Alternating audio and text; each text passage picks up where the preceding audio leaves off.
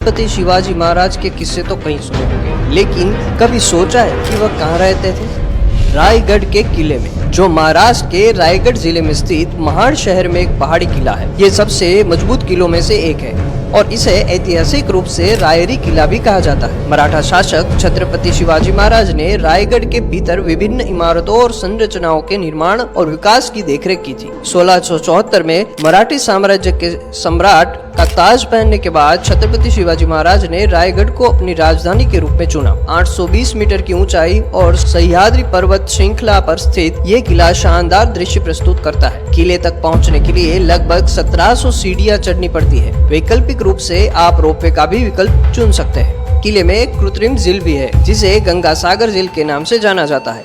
यहाँ एक ऐतिहासिक बुर्ज है, जिसे हिरकानी बुर्ज या हिरकानी गढ़ कहा जाता है, जो एक विशाल खड़ी चट्टान पर बना है। आपने छत्रपति शिवाजी महाराज के किस्से तो कहीं सुने होंगे, लेकिन कभी सोचा है कि वह कहाँ रहते थे?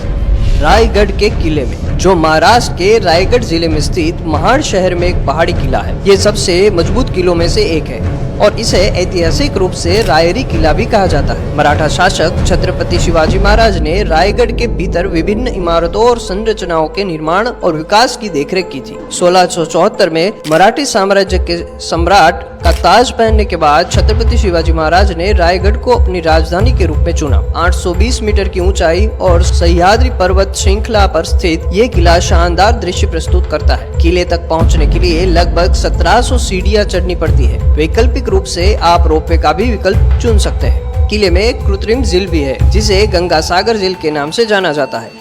यहाँ एक ऐतिहासिक बुर्ज है, जिसे हिरकानी बुर्ज या हिरकानी गढ़ कहा जाता है, जो एक विशाल खड़ी चट्टान पर बना है।